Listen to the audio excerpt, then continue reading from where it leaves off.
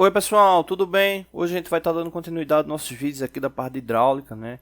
A gente vai fazer uma análise de ciclo completo, né? Envolvendo aí sistema hidráulico. A gente vai fazer primeiro um com bomba de deslocamento positivo.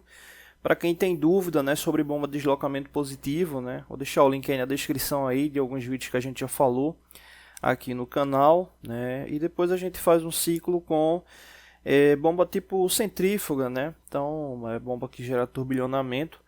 Então a gente vai fazer essa sequência de vídeos. Hoje a gente vai estar falando aqui sobre um contexto geral, né, da aplicação de bombas de deslocamento positivo, levando em consideração as principais características de variação, né. Aqui a gente tem um circuito simples, né, onde a gente pode identificar aqui a bomba, né, que está a bomba identificada, né? Aqui está sendo representada graficamente como uma bomba de engrenagens, mas a gente vai estar levando em consideração como bomba de deslocamento positivo de forma geral, né? Então, basicamente, aqui o que, é que a gente tem, né, de indicação, né? Aqui uma referência ao reservatório, né? Essas bombas de deslocamento positivo, elas têm como principal foco, né, a aplicação de força, né, pressão aí para o sistema. Então, nesse caso, elas trabalham em ciclo com reservatório, né, ou seja, com o fluido. Aqui a gente tem a linha de entrada, né, a linha de entrada da bomba. O elemento, no caso aqui, a bomba, né, lembrando que a gente está representando só a bomba, mas obviamente ela precisa de ter um elemento para que venha gerar esse acionamento, né, a rotação na mesma, ou qualquer que seja o tipo de deslocamento que ela venha executar, né? Então, essa bomba aí, entenda-se que existe um elemento, né? O mais comum, obviamente, o motor, né? Então, existe um elemento que vai estar dando esse acionamento, né, ao sistema. A bomba entrando em funcionamento, né, entrando em rotação, o que é que vai acontecer? Vai ocorrer um vácuo parcial no sistema, né, justamente na voluta, né, nessa parte interna da bomba, o qual vai gerar, né, a tendência de deslocamento do fluido, porque a pressão interna aqui na voluta, né, na região interior da bomba, ela vai ser menor do que a pressão externa. Obviamente, né, a atmosfera vai se encarregar de, entre aspas, empurrar o fluido, né, para o direcionamento da bomba, e devido à capacidade, à geometria, né, interna da bomba, né, você vai ter o deslocamento desse fluido por causa dessa criação desse vácuo parcial, né? Então, um detalhe importante, né, esses sistemas com reservatório, ele traz um elemento, né, o respirador, né, o qual já vi inclusive em indústria, né, pessoas tamparem o respirador e causar problemas ali para o ciclo, né? Então esse elemento ele deve de fato ter contato com a atmosfera. Obviamente que ele vem com proteção, né, para não ter nenhuma contaminação externa, né, seja um próprio ambiente fechado ou um ambiente externo também, né, então ele vem ali com a proteção, e dependendo da situação, né, é necessário fazer um tipo de armazenamento para, principalmente, né, em intempéries externas, né, como chuva, né, coisa do tipo. Mas enfim, né, então é preciso ter esse contato com a pressão atmosférica, porque a pressão atmosférica vai ser maior do que a pressão interna da bomba quando a mesma executar o deslocamento, né. É importante ficar atento, né, com o manual do fabricante, né, da bomba, por causa do volume, né, de óleo, de fluido que tem que ter na bomba, né, pelo menos boa parte dos casos, para que esse ciclo ocorra, né? Porque se você fizer esse acionamento da bomba sem o fluido, né, na maioria dos casos, vai gerar um atrito, né? E esse atrito vai gerar um desgaste precoce, né, na bomba, né? Então é importante que ela já tenha ali um certo preenchimento, né? Pelo menos na boa parte dos casos. Por isso que é importante ficar atento com as informações do fabricante, né? Sem contar outras variações que a gente vai estar falando aí na sequência dos vídeos, né? A gente vai dividir em alguns vídeos aí. Acredito que vai ficar uma série até um pouco longa, né? Que a gente vai trazer aí vários aspectos, né? Acredito que aí entre 8 e 12 vídeos aí, aproximadamente. Bom, a bomba entrando em funcionamento, o fluido ele vai ser deslocado. E aqui é onde começa, né, não vou dizer o grande problema, né? Mas aqui é onde começa uma análise mais criteriosa. Por quê? O fluido, a partir desse momento, ele precisa ser monitorado. Não que não tenha importância, né, o monitoramento ali na linha de entrada, né? É tão importante quanto a linha de saída, né?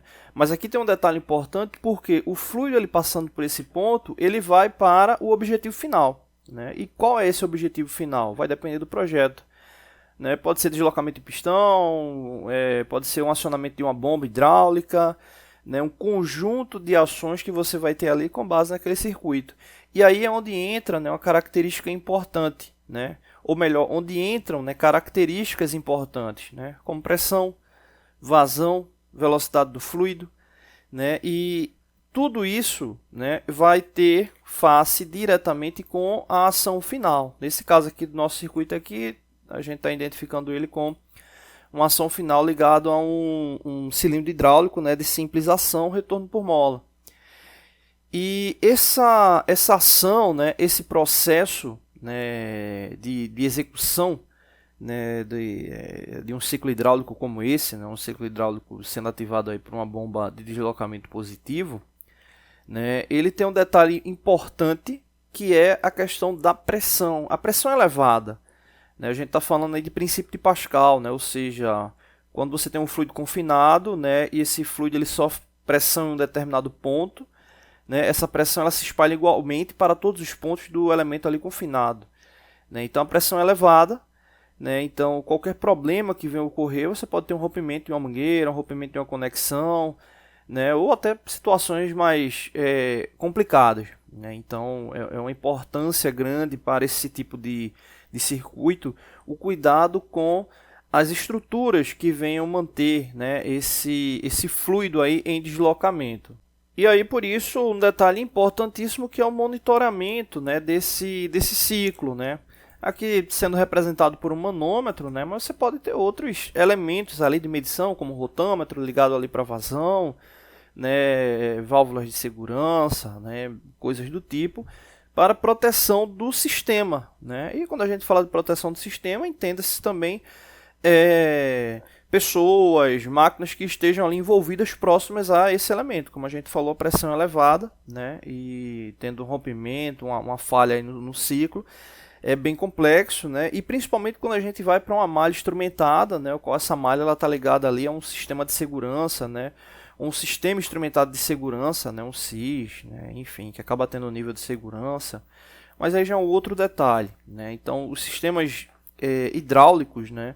Eles precisam desse cuidado, né, por causa da pressão do sistema. E, obviamente, quando a gente está falando de pressão, caso venha ter um rompimento, você tem uma tendência, né, de ter ou, né, uma vazão elevada de fluido, né, ou, dependendo da situação de uma mangueira, acaba você tendo um efeito chicote na mangueira, pode estar batendo em alguém, batendo em alguma máquina e causando aí um acidente, né? Então é importante aí essa análise, né, do monitoramento. Aqui embaixo a gente tem uma válvula aqui de segurança, né? Aqui o detalhe importante desse circuito, né? Ou seja, quando o fluido ele sai da bomba, né, ele vai sempre ter a tendência de percorrer o caminho mais fácil. Quando a gente fala de caminho mais fácil, aquele que vai ter menos atritos, elementos que venham ali a caracterizar a diminuição de pressão dele, né? Então aqui a gente tem é sempre importante para esse ciclo, né, você ter o retorno, né, do fluido para o tanque. Só que aqui tem um detalhe interessante, né? Exemplo, a gente tem aqui o cilindro hidráulico de simples ação e tem aqui a válvula de segurança, né? Então o fluido ele vai ter essas duas possibilidades aqui, né? Ou seguir para o cilindro ou seguir aqui para a válvula de segurança. Se a válvula de segurança ela tiver um ajuste de pressão menor do que o do cilindro, obviamente que o ciclo aqui ele vai ser um loop, né? Ele vai ficar aqui direto pelo tanque, ele não vai atingir lá a relação do cilindro, né? Então a válvula de segurança ela tem que ter, né, uma resistência teoricamente maior do que o cilindro, para que o cilindro ele venha entrar em acionamento, né? Obviamente quando o cilindro entrar em acionamento, essa bomba por ser de deslocamento positivo, ou seja, mandar fluido constantemente, a pressão do sistema vai subir e vai ter uma hora que a pressão vai atingir o limite da válvula de segurança, abrindo, né, a sua passagem. Abrindo essa passagem, o fluido retorna, obviamente, aí para o tanque, né? Nesse caso aqui a gente está falando de um circuito simples, mas a base lógica para qualquer circuito é justamente essa.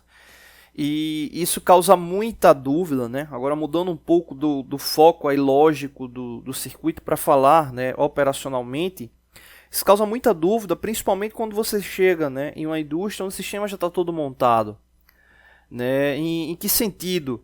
Né? Os pontos que deve ter maior e menor pressão, né? E o foco de distribuição, né? Então a dica é, se você está numa empresa, né, o qual tem muita manutenção hidráulica, muita atuação hidráulica, né, é importante você ficar bem atento com o diagrama, né, conhecer ali os elementos. Outro detalhe importante é que muitas vezes o diagrama ele já não é tão fácil de localizar, às vezes não tem um diagrama, né? Então é importante estar fazendo essa verificação, e se você não tiver com tanta segurança, vai fazendo esboço ali do diagrama, vai tirando as dúvidas, porque a gente está falando de um processo que exige, né, do seu ciclo de execução, né, capacidades físicas aí que podem causar acidente, como a questão da pressão aí, da força, né? Bom, então aí, para a gente não estender tanto o vídeo, fica aí como primeiro vídeo introdutório, depois a gente fala aí sobre outras características, e depois a gente começa a falar sobre a sequência aí de cálculos, análises. Eu vou estar tentando postar os vídeos de hidráulica à tarde, né? A gente está postando os vídeos agora de forma automática, né? 8 horas da manhã e 2 horas da tarde, então vamos estar deixando aí, pelo menos programando inicialmente para estar deixando os vídeos de hidráulica à tarde, né, e os da manhã com outras temáticas, tá bom? Não deixe de se inscrever no canal, toda semana tem vídeos novos. Valeu!